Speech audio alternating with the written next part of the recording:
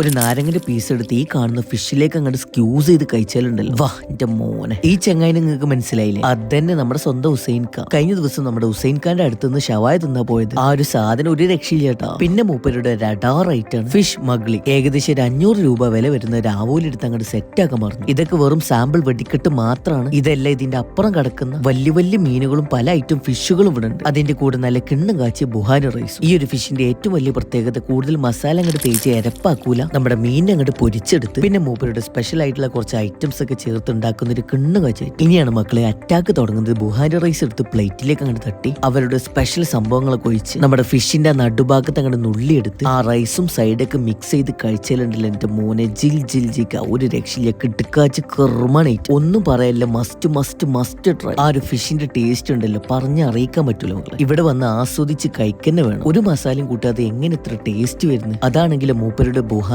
Rice ഒരു രക്ഷയില്ല. ഏറ്റവും ചെറിയ സൈസ് മുതൽ വലിയ സൈസ് വരെ എല്ലാ മീനും അവൈലബിൾ ആണ്. ഇവിടെ വരികയാണെങ്കിൽ ഫിഷും ആ റൈസും കൂട്ടിങ്ങനെ അടിച്ചു നോക്കി. ഫിഷിന്റെ ആ ടേസ്റ്റ് കൊണ്ട് സാധനം കഴിഞ്ഞത് അറിഞ്ഞില്ല. ഏതായാലും സ്പോട്ട് മറക്കണ്ട. നമ്മുടെ പെരിന്തൽമണ്ണ പോകുന്ന വഴി പുഴക്കാട്ടേരിയിലെ ഹുസൈൻ ഖാന്റെ ഗ്രാൻഡ് ഹോട്ടൽ.